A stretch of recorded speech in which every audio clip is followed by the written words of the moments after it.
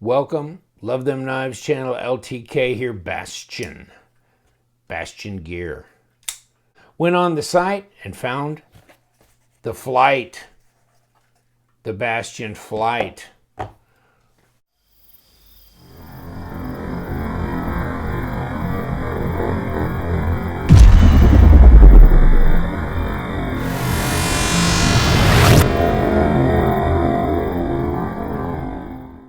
Well, my friends, you're always looking around to see, kind of who's bringing out some more knives in that budget category. D2, maybe you're burned out on D2. Maybe you like it a lot. Maybe you're just looking for different offerings from different manufacturers. Well, Bastion has a bunch of different knives. The Persuader and the Flight here, and others, the Brazza. But take a look on their site, and I'll give you a link to their site. And by the way, 20% discount. 20% discount. LTK is the discount code. 20% off. I'll give you the link. Use the link that I give you when you go there to use that LTK discount code. 20% off. That's pretty daggone good. Jimping up here, flipper tab is not jimped, but you got some traction on the Flight. This has got dual thumb studs, D2 blade. I don't know if I find the overall style of it overly remarkable, but it just looks like a user to me. Good little carry user, D2, reasonably sharp right out of the box. Comes in a fitted box. It's got that, magnetic front flap here. Open it up and it's fitted. Comes in the plastic.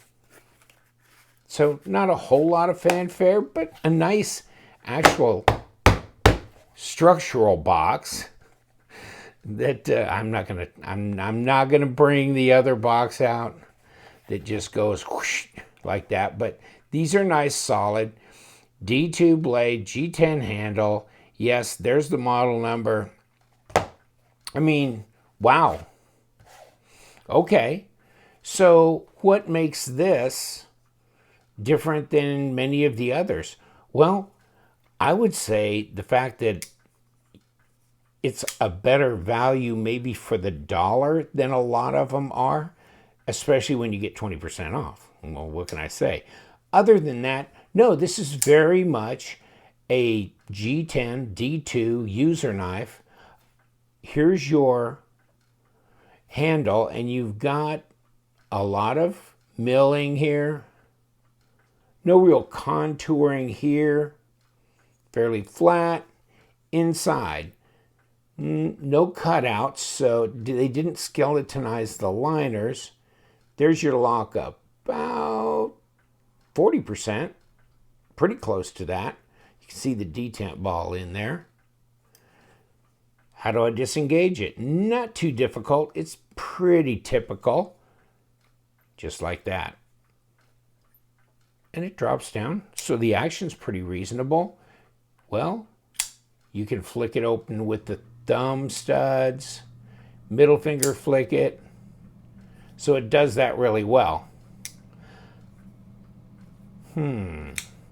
How's that detent? Detent. Well, I can fail it. Okay, I can fail it. I'm not sure that I can gravity flip this. Okay, I can, but it's not easy. I'd probably put this in at a 5. Probably at a solid 5 on my detent scale of 1 to 10. Probably a solid 5. So it's not real weak, but I don't want it too hard, because then I won't have as easy a time flicking it open. But it holds long enough to where it snaps right open. So that's nice. How fat is it? Let's find out. Because we've got variables here.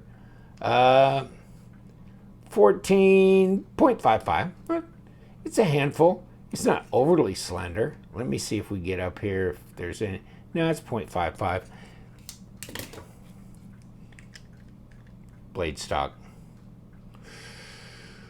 Okay, 1/8 inch, 0.125, 3.2. Somewhere in there, close to 3.2 millimeters. How much does it weigh?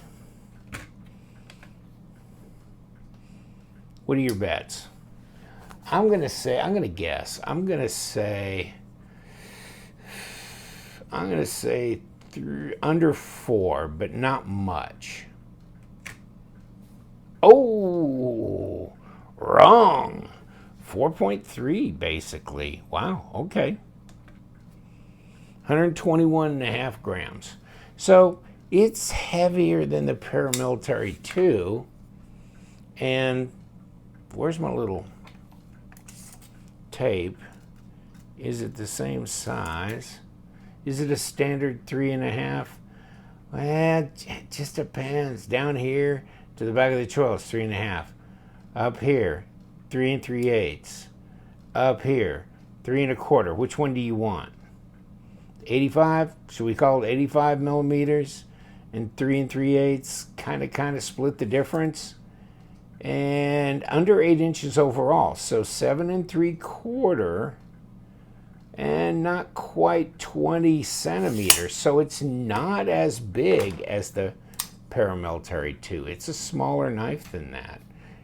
Not by much, but by some. And if you check it this way, because your perspective will change from the camera there. See, it does look smaller. Looks smaller. Throw the fish out here. A lot smaller than a fish. So, yeah. Smaller knife. Not as long a blade. You think they got some traction here? Traction, open design. Standoffs. No lanyard hole. No left-hand carry. Deep carry pocket clip on the right-hand tip up. There's your access there, probably a number 8. Finished look on the front there, so nothing there. But there's your typical screws. Steel hardware. Little choil area here. Probably shouldn't be too bad at piercing. And then slicing's not bad either, probably. So we'll send this in. We'll get an HRC on this. I sent the Persuader in, so we'll know more about that too. That one is a titanium knife, but it's also a D2 blade. So we'll get an HRC on that as well. We'll get one on this. Nice. I like the fact that they've got dual thumb studs on here, because then you could kick it open however you want. And it is snappy. And the action's pretty good. I haven't done anything. I haven't taken it apart. Nothing. The fit and the finish seem fine. I mean, there's no edginess or anything. These liners have been finished well.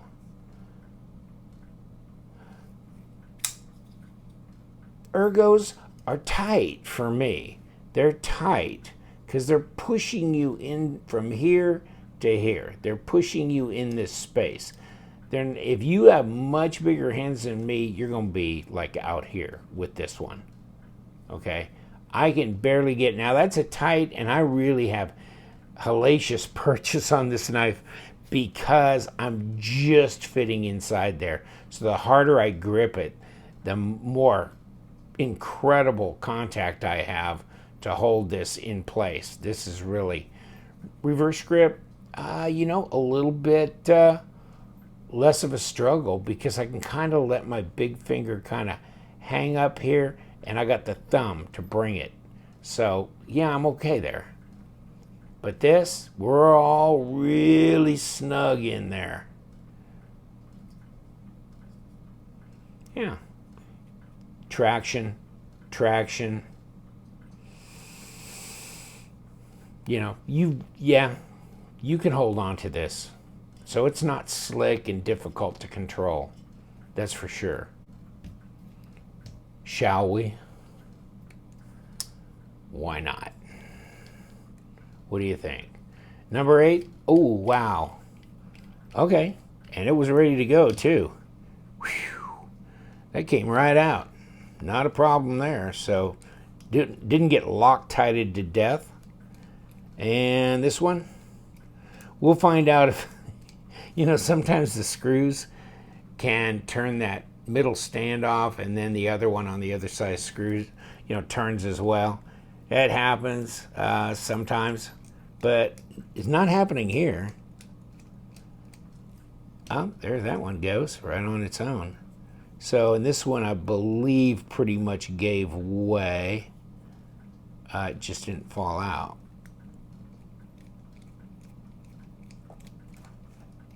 Yeah, we'll see.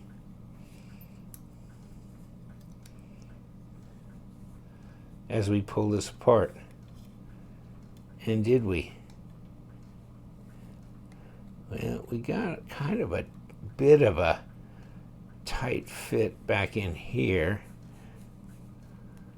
Bit of a press on that standoff. Well, there's your bearings, and they're standard looking bearings. Okay, there we go. Well, that pressed right on there, didn't it? And there you go. Let me take a look at this. Well, the pivot's round and it's not squared. And I don't see any place along here where it catches. So I guess it'd be possible to actually turn the pivot if you had that screw locked in from the other side really tight. It'd be possible, which I prefer that they have a squared off part where that won't turn, but in this case they don't. But that screw came out real easy, so they didn't Loctite it up or anything. And these bearings are like that. So there's no right or wrong way to put them back in. Of course, it's the presentation side. So if we just throw it back together, put a little bit of this on there, if that's what we should think about, not a problem. I can throw a little bit of this on both sides. And we're dropping it right there. Okay.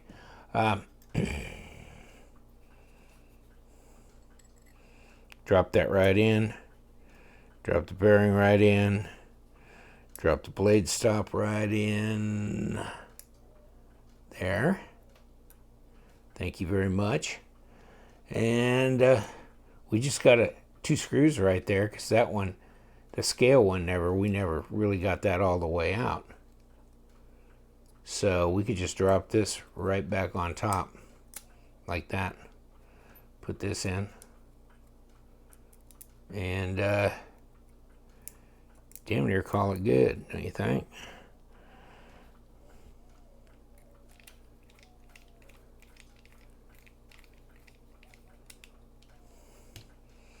That's just right at centered.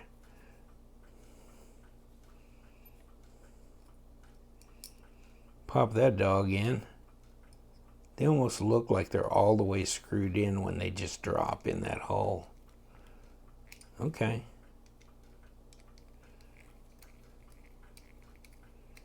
And there we go, tightened up. I thought that one might be stripped or something, but it wasn't. It just didn't pull back out of the scale on its own. No problem there. And that's centered. Kick it open. Let's see if we got any. No blade play on that. Okay.